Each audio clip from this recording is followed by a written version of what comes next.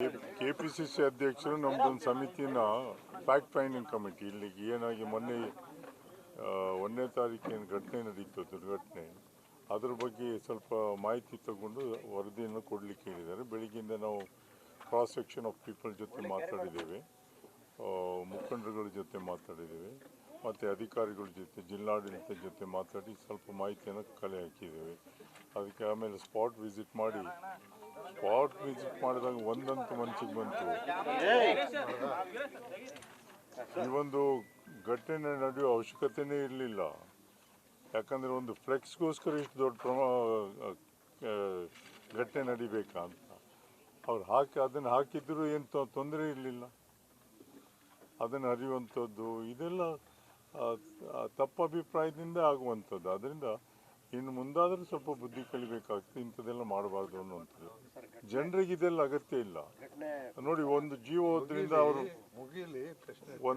ಅವ್ರ ಮನೆಗೆ ಬಂದಿದ್ದೀವಿ, ಅವ್ರ ಪರಿಸ್ಥಿತಿ ಇನ್ನೂ ಚಿಂತಾಜನಕ ಇದೆ ಅಲ್ವಾ. ಅವ್ರ ತಂದೆ ತೀರೋಗಿದ್ದಾರೆ, ಅವ್ರ ಸಿಸ್ಟರ್ದು ಹಸ್ಬೆಂಡ್ ತೀರೋಗಿದ್ದಾರೆ, ಅವ್ರಿಗೆ ಯಾರಿಗೂ ಕೆಲಸ ಉದ್ಯೋಗ ಇಲ್ಲ. ಅದನ್ನು ಅವ್ರು ಕೇಳ್ತಾ ಇದ್ದಾರೆ, ನಮ್ಗೆ ಉದ್ಯೋಗ ಕೊಡಿಸಿ ಅಂತ ಕೇಳ್ತಾ ಇದ್ದಾರೆ. ಅದ್ರ ಬಗ್ಗೆ ನಾವು ಜಿಲ್ಲಾಧಿಕಾರಿಗಳ ಹತ್ರ ಮಾತಾಡ್ತೀವಿ. ಯಾಕಂದರೆ ಸರ್ಕಾರದಿಂದ ನೇರ ನೇಮಕಾತಿ ಮಾಡಲಿಕ್ಕೆ ಬರೋದಿಲ್ಲ, ನಮ್ಗೆ ಗೊತ್ತಿದ್ದಾಗ. ಔಟ್ಸೋರ್ಸ್ ಎಲ್ಲಾದರೂ ಅವಕಾಶ ಇದ್ರೂ ಮಾಡಿಕೊಡುವಂಥ ವ್ಯವಸ್ಥೆ ಮಾಡ್ಬೋದು. ಮತ್ತು ಬೇರೆ ಏನಾದರೂ ಸಹಾಯ ಮಾಡಲಿಕ್ಕೆ ಸಾಧ್ಯ ಅಂದರೆ ಅಧ್ಯಕ್ಷರು ಅಲ್ಲಿ ಮುಖಂಡರ ಹತ್ರ ಮಾಡ್ತಾರೆ. ಅದಕ್ಕೋಸ್ಕರ ನಾವು ಒಂದು ವಾಲ್ಮೀಕಿಯ ಸ್ಟ್ಯಾಚ್ಯೂ ಹಾಕೋದು, ಅದಕ್ಕೊಂದು ಫ್ಲೆಕ್ಸ್ ಹಾಕೋದ್ರ ಬಗ್ಗೆ ಭಾಳ ತಪ್ಪಾಗ್ತದೆ ಅಂತ ಕಾಣ್ತದೆ. ಮಾಡಿದ್ರೂ ಏನು ತೊಂದರೆ ಇರಲಿಲ್ಲ. ಇದು ಯಾವುದು ವಿರೋಧ ಮಾಡುವಂಥ ಅವಶ್ಯಕತೆಯೇ ಬರೋದಿಲ್ಲ ಅಂತ ನಮಗೆ. ಅದು ಪಬ್ಲಿಕ್ ಜಾಗದಲ್ಲಿ, ಖಾಸಗಿ ಜಾಗ ಆಗಿದ್ದರೆ, ಅವ್ರ ಜಾಗ ಆಗಿದ್ದರೆ ಒಂದು ವಿರೋಧ ಮಾಡುವಂಥ, ಇದು ಪಬ್ಲಿಕ್ ಪ್ಲೇಸ್ನಲ್ಲಿ ಹಾಕುವಂಥದ್ದು. ಎಲ್ಲರೂ ಮೊದಲು ಹಾಕಿದ್ರಂತೆ, ಬೇರೆ ಬೇರೆ ಕಡೆಯಿಂದ ಫ್ಲೆಕ್ಸ್ ಹಾಕಿದ್ರು, ಯಾಕೆ ವಿರೋಧ ಮಾಡೋದು ಅಂತ ನಂಗಂತೂ ಅರ್ಥ ಆಗಲಿಲ್ಲ.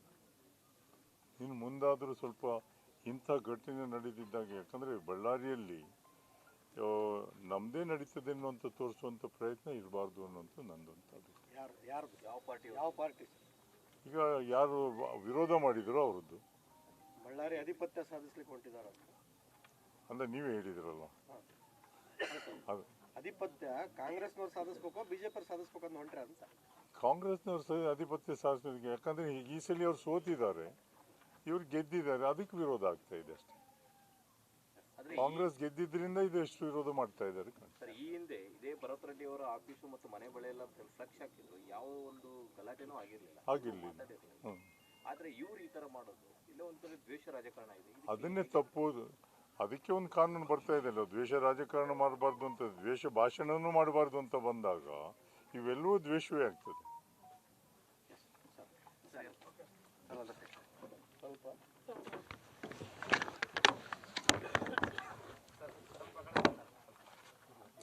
ಜಯಪ್ರಕಾಶ್ ಹೆಗ್ಡೆ ಅವರ ಅನಿಸಿಕೆಗಳಿಗೆ ಸ್ಪಂದಿಸುತ್ತಾ ಅನುಮೋದನೆಯನ್ನು ಹೇಳ್ತಾ, ಒಂದಂತೂ ಸ್ಪಷ್ಟವಾಗಿ ಕಾಣ್ತಾ ಇದೆ, ಇದು ಉದ್ದೇಶಪೂರ್ವಕವಾಗಿಯೇ ಗಲಾಟೆ ಮಾಡಬೇಕು ಅನ್ನೋದು ಮೊದಲನೇ ಹಂತದಲ್ಲಿ ಗೊತ್ತಾಗ್ತಾ ಇದೆ. ಯಾಕೆ ಅಂತ ಹೇಳಿದ್ರೆ, ಇಷ್ಟು ವಿಜೃಂಭಣೆಯಿಂದ ಇಷ್ಟು ಹೆಚ್ಚಿನ ರೀತಿಯಲ್ಲಿ ಒಂದು ಸಮುದಾಯ ಸೇರಿ, ಅದರಲ್ಲೂ ಆ ಮೂರ್ತಿಯನ್ನು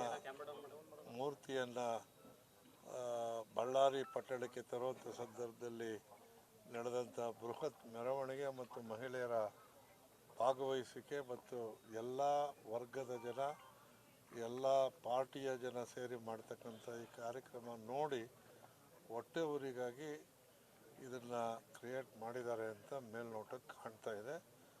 ಆದರೆ ಈ ಹಿಂದೆ ಕೂಡ ಇದನ್ನು ರಿಪಬ್ಲಿಕ್ ಆಫ್ ಬಳ್ಳಾರಿ ಅಂತ ಇದ್ದರು, ಅದನ್ನೇ ಮಾಡೋಕ್ಕೆ ಹೊರಟಿರ್ತಕ್ಕಂಥದ್ದು ಜನ ತೀರ್ಮಾನ ಕೊಟ್ಟಿದ್ದರು. ಆದರೆ ಅವ್ರಿಗೆ ಇನ್ನೂ ಅದ್ರ ಬಗ್ಗೆ ಅಷ್ಟಾದರೂ ಕೂಡ ಇನ್ನೂ ಅವ್ರಿಗೆ ಬುದ್ಧಿ ಬಂದಿಲ್ಲ. ಆದರೂ ನಾವು ಇನ್ನೂ ಬೆಳಗ್ಗೆಯಿಂದ ನೋಡಿದಂಥ ಸಂದರ್ಭದಲ್ಲಿ ನಾವು ಅನೇಕ ಜನರಲ್ಲಿ ಮಾತನಾಡಿದ್ದೇವೆ, ಅನೇಕ ಕ್ರಾಸ್ ಸೆಕ್ಷನ್ ಜನಗಳಲ್ಲಿ ಮಾತಾಡಿದ್ದೇವೆ, ಅನೇಕ ಮಾಹಿತಿಗಳನ್ನು ಕಲೆಕ್ಟ್ ಮಾಡಿದ್ದೇವೆ. ಅದು ವಿಜುವಲ್ ಇರ್ಬೋದು, ನೇರವಾಗಿರ್ಬೋದು, ಮಾತಿನಲ್ಲಿರ್ಬೋದು, ಪ್ರತ್ಯಕ್ಷ ಸಾಕ್ಷಿಗಳಿರ್ಬೋದು, ಇವೆಲ್ಲವನ್ನು ಒಳಗೊಂಡಂತೆ ನಾವೆಲ್ಲ ಕಲೆಕ್ಟ್ ಮಾಡಿದ್ದೀವಿ. ಇದನ್ನು ಪಕ್ಷದ ಅಧ್ಯಕ್ಷರಾದಂಥ ಡಿ ಕೆ ಶಿವಕುಮಾರ್ ಅವರಿಗೆ ತಲುಪಿಸೋದ್ರ ಜೊತೆಗೆ ಈ ಕುಟುಂಬಕ್ಕೂ ಕೂಡ ಸಹಾಯ ಮಾಡಬೇಕು ಅನ್ನೋದನ್ನು ನಾವು ಪಕ್ಷದಿಂದನೂ ಮಾಡ್ತೇವೆ, ಸರ್ಕಾರದಲ್ಲೂ ಕೂಡ ಪ್ರಯತ್ನವನ್ನು ಮಾಡ್ತೇವೆ ಮತ್ತು ಅವರಿಗೆ ವಸತಿನೂ ಕೊಡಿಸ್ಬೇಕು ಅಂತಕ್ಕಂಥದ್ದು ಅವ್ರ ಬೇಡಿಕೆ ಇದೆ. ನಮ್ಮ ಕೈಲಿ ಏನೇನಾಗುತ್ತೋ ಅಷ್ಟನ್ನು ಇವರೇ ಎಲ್ಲ ಎಲ್ಲೇ ಈ ರೀತಿ ಆದರೂ ಕೂಡ ಅದು ಖಂಡನೀಯ. ನಮ್ಮ ರಾಜಕೀಯ ವ್ಯವಸ್ಥೆಯಲ್ಲಿ ಸಾರ್ವಜನಿಕ ಸಾವಾಗ್ತಕ್ಕಂಥದ್ದು, ಯುವಕರ ಮರಣ ಆಗಿರ್ತಕ್ಕಂಥದ್ದು ಭಾಳ ದುರದೃಷ್ಟಕರ. ಯಾವತ್ತೂ ಇಂಥ ಘಟನೆಗಳಲ್ಲಿ ಹಿರಿಯರು ಯಾರೋ ದೊಡ್ಡವರು ಯಾರೋ ಇದರಲ್ಲಿ ಏಟು ಬೀಳಲ್ಲ. ನಾನು ಕೂಡ ಹೋರಾಟ ಮಾಡ್ಕೊಂಡು ಬಂದಿರೋನು. ಅಮಾಯಕರೇ ಸಾಯೋದು. ಆದರೆ ಅಮಾಯಕರು ಸತ್ತಾಗ ಅವರ ಕುಟುಂಬದ ಬಗ್ಗೆ ಎಲ್ಲರೂ ಕೂಡ ಯೋಚನೆ ಮಾಡಬೇಕಾಗುತ್ತೆ. ಆ ದೃಷ್ಟಿಯಲ್ಲಿ ಆ ಕುಟುಂಬಕ್ಕೆ ಸಂತೈಸಿ ಅವ್ರಿಗೆ ಏನು ಬೇಡಿಕೆ ಇದೆ ಅದನ್ನು ಪೂರೈಸೋದಕ್ಕೆ ನಾವೆಲ್ಲ ಸರ್ವ ಪ್ರಯತ್ನವನ್ನು ಮಾಡ್ತೇವೆ. ನಮಸ್ಕಾರ ಸರ್. ಈಗ ಸತ್ಯ ಶೋಧನೆ ಸಮಿತಿಯ ಉದ್ದೇಶ ಏನು ಸರ್? ಈಗ ಬೆಳಗ್ಗಿಂದ ನಡೆದಿರೋದೇನು ಉದ್ದೇಶ? ಎಲ್ಲರನ್ನೂ ಭೇಟಿ ಮಾಡಿದ್ದೇವೆ, ಎಲ್ಲ ರೀತಿಯ ಮಾಹಿತಿಗಳನ್ನು ಕಲೆಕ್ಟ್ ಮಾಡ್ಕೊಂಡಿದ್ದೇವೆ ಮತ್ತು ಪ್ರತ್ಯಕ್ಷದರ್ಶಿಗಳ ಮಾಹಿತಿಯನ್ನು ಪಡೆದಿದ್ದೇವೆ. ಅಧಿಕಾರಿಗಳ ಜೊತೆಯಲ್ಲೂ ಚರ್ಚೆ ಮಾಡಿದ್ದೇವೆ. ಜಿಲ್ಲಾಡಳಿತ, ಪೊಲೀಸ್ ಇಲಾಖೆ ಮತ್ತು ಸಾರ್ವಜನಿಕರು ಮತ್ತು ಅಲ್ಲಿ ಇದ್ದಂಥ ಪ್ರತ್ಯಕ್ಷದರ್ಶಿಗಳು ಮತ್ತು ಸ್ಥಳ, ಈ ಘಟನೆ ಆಗಬೇಕಾಗಿತ್ತಾ ಬೇಡವಾ ಅನ್ನೋದ್ರ ಬಗ್ಗೆ ಒಂದು ಫ್ಲೆಕ್ಸ್ಗಾಗಿ ಇದು ಆಗುತ್ತೆ ಅನ್ನೋದಾದರೆ ಆ ಫ್ಲೆಕ್ಸಿಂದ ಆಗಿರ್ತಕ್ಕ ತೊಂದರೆ ಏನಾನ ಇತ್ತಾ? ಏನೂ ಇಲ್ವಲ್ಲ. ಇವೆಲ್ಲ ಗೊತ್ತಾಗುತ್ತಾನೆ. ಸರ್, ಈಗ ರಾಮುಲು ಅವರು ಹೇಳ್ತಾರೆ ಸತ್ಯ ಶೋಧನಾ ಸಮಿತಿ ಬರ್ತಾ ಇರ್ತಕ್ಕಂಥದ್ದು ಕೇವಲ ನಾಟಕೀಯ, ಅದು ಅವ್ರ ಪರನೇ ವರದಿ ಕೊಡ್ತಾರೆ ಅಂತ. ಇಲ್ಲಿ ಅವ್ರಿಗೆ ಯಾವಾಗಲೂ ಅದೇ ಆಡಳಿತ ಮಾಡಿದ್ದನ್ನು ನೋಡಿದ್ದೇವೆ ನಾವು. ಇಲ್ಲಿರ್ತಕ್ಕಂಥವ್ರು ಎಲ್ಲರೂ ಒಳ್ಳೊಳ್ಳೆ ಆಡಳಿತ ಮಾಡಿ ಒಳ್ಳೆ ಹೆಸರು ತೊಗೊಂಡಿರೋರು ಇದ್ದೀವಿ. ಅವರ ಅನಿಸಿಕೆ ತಪ್ಪು ಅನಿಸೋದನ್ನು ನಾವು ತೋರಿಸ್ತೇವೆ. ನಮಸ್ಕಾರ ಸರ್. ವರದಿ ಯಾವಾಗ ಕೊಡ್ತೀರಾ ಸರ್? ವರದಿ ಯಾವಾಗ ಸಲ್ಲಿಸ್ತೀರಾ? ಮಾಹಿತಿಯನ್ನು ಸ್ವಲ್ಪ ಕಲೆಕ್ಟ್ ಮಾಡ್ತಾ ಇದ್ದೀವಿ. ನೇರವಾಗಿ ಬಂದಿದೆ, ಕಲೆಕ್ಟ್ ಮಾಡ್ಕೊಳ್ತೀವಿ. ಮಾಡಿಕೊಂಡು ಆಮೇಲೆ ಗುಂಡು ಎಲ್ಲಿಂದ ಬಂದಿದೆ ಏನು ಅನ್ನೋದ್ರ ಬಗ್ಗೆ FSL ರಿಪೋರ್ಟು ಬರಬೇಕು. ಅದನ್ನು ತೊಗೊಂಡ ತಕ್ಷಣ ಕೊಡ್ತೇವೆ. ಈಗ ಇಲ್ಲಿ KPCC ಮೂಲಕ AICC ಹೋಗ್ತಾ ಇದೆ ಸರ್. ಎಲ್ಲಕ್ಕೂ ಕೊಡಬೇಕಾಗ್ತದೆ. ಈಗ ನಮ್ಮ ಇದನ್ನು ನಾವು we are all part of government also. Government ಎಲ್ಲ ಪಾರ್ಟಿಗೂ ಕೊಡ್ತೀವಿ, ಸರ್ಕಾರದ ಜೊತೆಲೂ ಚರ್ಚೆ ಬಹಳ ಗಂಭೀರವಾಗಿ ಪರಿಗಣಿಸಿದ್ದಾರೆ, ತೆಗೆದುಕೊಂಡಿದ್ದಾರೆ AICC ಅವರು. ಸೊ ಅವರ ನಿರ್ದೇಶನದ ಮೇರೆಗೆ KPCC ಅಧ್ಯಕ್ಷರು ಸಮಿತಿ ರಚನೆ ಮಾಡಿ ಕಳಿಸಿದ್ದಾರೆ ಅನ್ನೋದು ನಿಜನಾ ಸರ್? ನಿಜ ಸರ್. ಇನ್ನೊಂದು ಸರ್, ಈ ಒಂದು ಫ್ಲೆಕ್ಸ್ ವಿಚಾರ ನೆಪ ಮಾತ್ರಕ್ಕೆ ಆದರೆ ಇಲ್ಲಿ ಈ ಹಳೆ ಸೇಡಿನ ರಾಜಕೀಯಗಳು ಇಲ್ಲಿ ಮತ್ತೆ ಮರುಕಳಿಸ್ತದಾವೆ ಅಂತಕ್ಕಂಥ ಮಾತುಗಳು ಕೇಳಿಬರ್ತದೆ. ಈಗ ಪುತ್ಥಳಿ ಇದೊಂದೇ ಕಡೆ ಅಲ್ಲ. ಪುತ್ಥಳಿ ಉದ್ದೇಶ ಏನು? ಪುತ್ಥಳಿ ಇಡ್ತಕ್ಕಂಥದ್ದು ಆ ಮಹಾತ್ಮರ ನಡೆ ಮತ್ತು ಅದರ ಪ್ರಚಾರಕ್ಕಾಗಿ ಅವ್ರು ನೋಡಿದಾಗ ಅನೇಕ ಪರಿವರ್ತನೆಗಳಾಗ್ತದೆ. ಅವ್ರು ನಡೆದು ಬಂದ ದಾರಿ ಅವರ ಮಾರ್ಗದರ್ಶನಕ್ಕೆ ನಾಂದಿ ಆಗ್ತವೆ. ಆ ದೃಷ್ಟಿಯಲ್ಲಿ ಪುತ್ಥಳಿಗಳು ಬರ್ತವೆ. ಆ ಪುತ್ಥಳಿ ಬರುವಂಥ ಸಂದರ್ಭದಲ್ಲಿ ಈಗ ವೈಯಕ್ತಿಕವಾಗಿ ಈಗ ನೀವೇ ಹೇಳಿದ್ರಿ, ರಾಮ್ನವರು ನಾನೇ ಹಿಂದೆ ಒಂದು ಪ್ರೆಸ್ ಮೀಟು ನಿಮ್ಮ ಮೂಲಕನೇ ಮಾಡಿದ್ದಾರೆ ಅಂತ ನಮಗೆ ಸುದ್ದಿ ಇದೆ. ಅದಿದ್ದರೆ ನಾನು ಅದನ್ನು ಖಂಡಿಸ್ತೇನೆ. ಯಾಕೆಂದರೆ ನಾವೇ ಒಂದು ಪುತ್ಥಳಿ ಮಾಡಿದ್ವಿ, ಈ ಪುತ್ಥಳಿ ಅವಶ್ಯಕತೆ ಏನಿತ್ತು, ನಾನಂತೂ ಹೋಗೋದಿಲ್ಲ ಅನ್ನೋದಾದರೆ ಎಲ್ಲರೂ ಸೇರಿ ಬರೀ ಒಂದು ವಾಲ್ಮೀಕಿ ಸಮಾಜ ಮಾತ್ರ ಮಾಡ್ತಿರಲಿಲ್ಲ, ಒಂದು ರಾಜಕೀಯ ಪಕ್ಷ ಮಾತ್ರ ಮಾಡ್ತಿರಲಿಲ್ಲ. ಎಲ್ಲ ವಾಲ್ಮೀಕಿ ಋಷಿಗಳ ಭಕ್ತರು ಮತ್ತು ಅವರ ಅನುಯಾಯಿಗಳು ಮತ್ತು ರಾಮನ ಅದರಲ್ಲೂ ಆ ಮೂರ್ತಿಯನ್ನು ಅಯೋಧ್ಯೆಯಲ್ಲಿ ಯಾರು ರಾಮ ಮೂರ್ತಿ ಮಾಡಿದ್ರು ಆ ವ್ಯಕ್ತಿ ಕೈಲೇ ಮಾಡಿಸಿರೋದ್ರ ವಿಶೇಷತೆ ಕೂಡ ಇತ್ತು. ಅಂಥದ್ದನ್ನು ಅವರು ಅವರ ಖಾಸಗಿ ಜಾಗದಲ್ಲಿ ಪುತ್ಥಳಿ ಇಟ್ಕೊಂಡಿದ್ರು. ಇದು ಸಾರ್ವಜನಿಕ ಜಾಗದಲ್ಲಿ ಪುತ್ಥಳಿ ಇಡುವಂಥದ್ದನ್ನು ಸಹಿಸೋಕ್ಕಾಗಿಲ್ಲ ಅಂತ. ಸರ್, ವರದಿ ಎಷ್ಟು ದಿವಸ ಸಲ್ಲಿಸ್ತಾರೆ? ರಾಮಾಯಣ ಬರೆದಿದ್ದೆ ವಾಲ್ಮೀಕಿ ಮಹರ್ಷಿಗಳು. ಸರ್, ವರದಿ ಯಾವಾಗ ಸಲ್ಲಿಸ್ತಾರೆ? ಎಷ್ಟು ದಿವಸ? ನನಗೆ ಅಷ್ಟು ಹೇಳಿದೆಲ್ಲ. ಇನ್ನೂ ಭಾಳಷ್ಟು ಮಾಹಿತಿಗಳು ಕ್ಲಿಪ್ಪಿಂಗ್ಸ್ ಇದೆ, ಇನ್ನೂ ಇದೆ, ಕ್ರೋಢೀಕರಿಸಬೇಕು.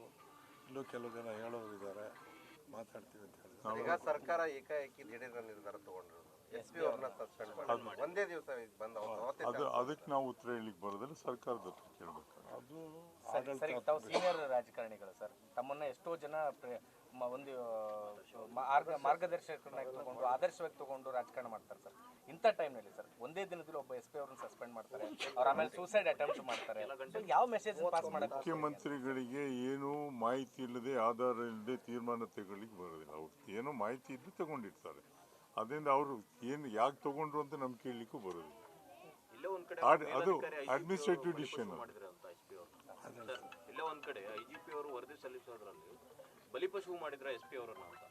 ಈಗ ಅವ್ರಿಗೆ ಏನು ಗೊತ್ತಿಲ್ಲ, ಕೆಲ ಗಂಟೆಗಳ ಮಾತ್ರ ಅಧಿಕಾರ ಒಂದು ಮಾತು ಹೇಳಿದ್ರಿ, ಅಧಿಕಾರ ಬೆಳಗ್ಗೆ ತಗೊಂಡು ಸಂಜೆವರೆಗೂ ಇದ್ರು, ಇಲ್ಲೇ ಇದ್ರು ತಾನೆ. ಸ್ಪಾಟ್ಗೆ ಹೋಗ್ಬೇಕಾದ ಕರ್ತವ್ಯ ಯಾರ್ದು, ಇದು ನಿಯಂತ್ರಣ ಮಾಡಬೇಕಾಗಿದ್ದು ಯಾರ್ದು, ಅದ್ರ ಮಾಹಿತಿ ತಗೊಳ್ತಾರೆ. ಅದ್ರಲ್ಲಿ ಏನು ಬರುತ್ತೆ ನೋಡೋಣ. ಅದೇ ರೀತಿ SP ಅವ್ರನ್ನ ಸಸ್ಪೆಂಡ್ ಮಾಡಿದ ರೀತಿನೇ ಕಲ್ಲು ತೂರಾಟದಲ್ಲಿ ಯಾರು ಭಾಗಿಯಾಗಿದ್ರು, ಕಟ್ಟಿಗೆ ಹಿಡ್ಕೊಂಡು ಯಾರು ಬಂದ್ರು, ಖಾರದ ಪುಡಿ ತಗೊಂಡು ಯಾರು ಬಂದ್ರು ಮಾಹಿತಿನೂ ಕೂಡ ಪೊಲೀಸ್ ಇಲಾಖೆಗೆ ಇದೆ. ಅರೆಸ್ಟ್ ಮಾಡಬಹುದಾಗಿತ್ತಲ್ಲ ಸರ್. ಈಗ ಪೊಲೀಸ್ ರಿಪೋರ್ಟ್ ಕೊಟ್ಟ ಮೇಲೆ ಎಲ್ಲ ಕ್ರಮ ತಗೊಳ್ತಾರೆ. ಅನ್ನೋದಕ್ಕೆ ಪ್ರಶ್ನೆ ಕೇಳ್ತಾರೆ. ಅದೆಲ್ಲ ಕೊಡ್ತಾ ಇದೀವಲ್ಲ, ಅದನ್ನ ಏನೇನ್ ಮಾಡ್ಬೇಕಿತ್ತು ಅಂತ ಯಾರ್ಯಾರು ದೊಣ್ಣೆ ಹಿಡ್ಕೊಂಡು ಓಡಾಡಿದ್ದಾರೆ, ಯಾರು ಕಲ್ಲು ಹಿಡ್ಕೊಂಡು ಓಡಾಡಿದ್ದಾರೆ, ಯಾರು ಬಂದು ಯಾವ ಹೆಣ್ಮಕ್ಳು ಹೊಡೆದಿದ್ದಾರೆ, ಎಲ್ಲ ಕ್ಲಿಪ್ಪಿಂಗ್ಸ್ ಆ ಮಾಹಿತಿನೂ ಕೊಡ್ತಾ ಇದೀವಿ. ಶ್ರೀರಾಮುಲು ಅವರು ನೇರವಾಗಿ ಆರೋಪ ಮಾಡ್ತಾರೆ ಸರ್, ಅನುದಾನದ ಕೊರತೆ ಇದೆ, ಈ ತರ ಸರ್ಕಾರ ನಡೆಸೋಕ್ಕೂ ಕಷ್ಟ ಇದೆ ಅಂತ ಅವರು ಸ್ವಪಕ್ಷದವರೇ ಏನು ಆರೋಪ ಮಾಡ್ತಿದ್ದಾರೆ. ಇಂಥ ಸಮಯದಲ್ಲಿ ಬಳ್ಳಾರಿ ಅಶಾಂತಿ ಕದಡುವ ಕೆಲಸವನ್ನು ನಗರ ಶಾಸಕರು ಮಾಡ್ತಾ ಇದ್ದಾರೆ ಅಂತ ನೇರವಾಗಿ ಆರೋಪ ಮಾಡ್ತಾರೆ. ಅವರು ಮೊನ್ನೆ ಮುಂದೆ ಬಂದು ಇದನ್ನೆಲ್ಲ ಮಾಡದೇ ಇದ್ದಿದ್ರೆ ಬಳ್ಳಾರಿಲಿ ಅಶಾಂತಿಯೇ ಇರ್ತಾ ಇಲ್ಲ, ಶಾಂತಿನೇ ಇರ್ತಾ ಇತ್ತು. ಇಷ್ಟು ವರ್ಷ ಇಲ್ದಿದ್ದು ಈಗ ಯಾಕಂತ ಸರ್ ಹೇಳಿ ಸರ್. ಎಲ್ಲ ಮಾಧ್ಯಮದ ಸ್ನೇಹಿತರೆ, ಈಗಾಗಲೇ ಈ ಘಟನೆ ಬಗ್ಗೆ, ಈ ಒಂದು ದುರ್ಘಟನೆ ಬಗ್ಗೆ ನಮ್ಮ ಹಿರಿಯ ಮುಖಂಡರುಗಳು ಮಾತನಾಡಿದ್ದಾರೆ. ಅವರ ಎಲ್ಲ ಮಾತುಗಳನ್ನು ನಾನು ಅನುಮೋದಿಸ್ತಾ, ಇಂಥ ಒಂದು ದುರ್ಘಟನೆ ಶ್ರೀ ಮಹರ್ಷಿ ವಾಲ್ಮೀಕಿಯವರ ಹೆಸರಲ್ಲಿ ಏನು ಅನಾವರಣ ಇವತ್ತು ಆಗ್ತಾಯಿತ್ತು, ಅಂಥ ಒಂದು ಸಂದರ್ಭದಲ್ಲಿ ಅದಕ್ಕೆ ಪೂರಕವಾದ ಒಂದು ದುರ್ಘಟನೆ ಆಗಬಾರ್ದಿತ್ತು. ಇದು ಖಂಡನೆ ಅಂಥೇಳಿ ಮೊದಲನೇದಾಗಿ ಭಾವಿಸ್ತೀನಿ. ಖಂಡಿತವಾಗ್ಲೂ ನಮ್ಮನ್ನೆಲ್ಲ ಆಯ್ಕೆ ಮಾಡೋದು ಜನರು, ಜನಪ್ರತಿನಿಧಿಗಳನ್ನು ಆಯ್ಕೆ ಮಾಡ್ತಾರೆ. ಆದರೆ ನಮ್ಮ ಪ್ರತಿಷ್ಠೆಯನ್ನು ಉಳಿಸ್ಕೊಳ್ಳೋದಕ್ಕೋಸ್ಕರ ಇಲ್ಲಿ ಇಂಥ ಒಂದು ಘಟನೆ ನಡೆದಿದೆ. ಖಂಡಿತವಾಗ್ಲೂ ಏನು ನಮ್ಮ ಸತ್ಯ ಶೋಧನಾ ಸಮಿತಿ ಬಂದಿದೆ, ಖಂಡಿತವಾಗ್ಲೂ ಏನೆಲ್ಲ ಸತ್ಯ ಶೋಧನೆ ಫ್ಯಾಕ್ಟ್ಸ್ ಫೈಂಡಿಂಗ್ ಕಮಿಟಿ ಅಂತ ಏನು ಹೇಳ್ತಾರೆ, ಅದಕ್ಕೆ ನ್ಯಾಯ ಕೊಡೋಂಥ ಕೆಲಸ ನಮ್ಮ ಕಮಿಟಿಯಿಂದ ಆಗ್ತದೆ. ಇಲ್ಲಿ ಏನಾಗಿದೆ, ಯಾವುದರಿಂದ ಯಾರ್ಯಾವುದಕ್ಕೋಸ್ಕರ ಏನಾಯಿತು, ಯಾರು ಪ್ರವೋಕ್ ಮಾಡಿದ್ರು, ಏನೆಲ್ಲ ಆಯಿತು, ಎಲ್ಲ ಅದನ್ನು ರಿಪೋರ್ಟನ್ನು ನಾವು ನಮ್ಮ KPCCಗೆ ಕೊಡೋಂಥ ಕೆಲಸ ನಮ್ಮೆಲ್ಲರಿಂದ ಮಾಡ್ತೀವಿ. ನಿಮ್ಮೊಟ್ಟಿಗೆ ಹೈಕಮಾಂಡಿಗೆ ನಿರಂತರ ಸಂಪರ್ಕಕ್ಕೆ ಇದೆಯಾ ಈ ಘಟನೆ ಸಂಬಂಧಪಟ್ಟಂಗೆ? ಇದು ನಮ್ಮ ನಾಯಕರ ಜೊತೆಗಿರುತ್ತೆ. ನಾವು KPCC ಜೊತೆಗೆ ಏನು ಅವ್ರು ನಿರ್ದೇಶನ ಕೊಟ್ಟಿದ್ದಾರೆ ಅಧ್ಯಕ್ಷರು, ಅವ್ರ ಜೊತೆಗೆ ನಾವು. ಸರ್, ನಿಮ್ಮ ಪಕ್ಷದ ಮುಖಂಡರು ಹೊರತಾಗಿ ಸಾರ್ವಜನಿಕರಿಂದ ಮಾಹಿತಿ ಕಲೆ ಹಾಕಿದ್ದೀರಾ ಈ ವಿಷಯಕ್ಕೆ ಸಂಬಂಧಪಟ್ಟಂಗೆ? ನಾವು ಕರೆ ಕೊಟ್ಟಿದ್ದೀವಿ, ಕೆಲವು ಜನ ಬಂದು ಮಾತಾಡಿದ್ದಾರೆ, ಕೆಲವು ಜನ ಬಂದಿಲ್ಲ, ಇದನ್ನು ಕೊಡ್ತೀವಿ ಅಂತ ಹೇಳಿದ್ದಾರೆ. ಅದರಲ್ಲಿ ಈಗ ನಮ್ಮ ಪಕ್ಷದವರು ಸೇರಿ ಬೇರೆ ಇದ್ರಾಗ ಇರ್ತಕ್ಕಂಥವ್ರು ರಾಜಕೀಯ ಪಕ್ಷ ಅಲ್ದಿದ್ದವರು ಕೆಲವೊಂದು ಸ್ಟೇಟ್ಮೆಂಟ್ ಕೊಟ್ಟಿದ್ದಾರೆ, ಮಾಹಿತಿಯನ್ನು ಕೊಟ್ಟಿದ್ದಾರೆ. ತಾವು ಇಲ್ಲೇ ಇರ್ತಾರೆ, ಯಾರು ಕೂಡ ನಾವು ಇಲ್ಲಿ ಮಾಧ್ಯಮದ ಮುಖಾಂತರ ಕೇಳೋದು, ಈ ಸಾವು ಏನಾಗಿದೆ, ಈ ಸಾವಲ್ಲಿ ನಾವು ರಾಜಕಾರಣ ಮಾಡಬಾರ್ದು.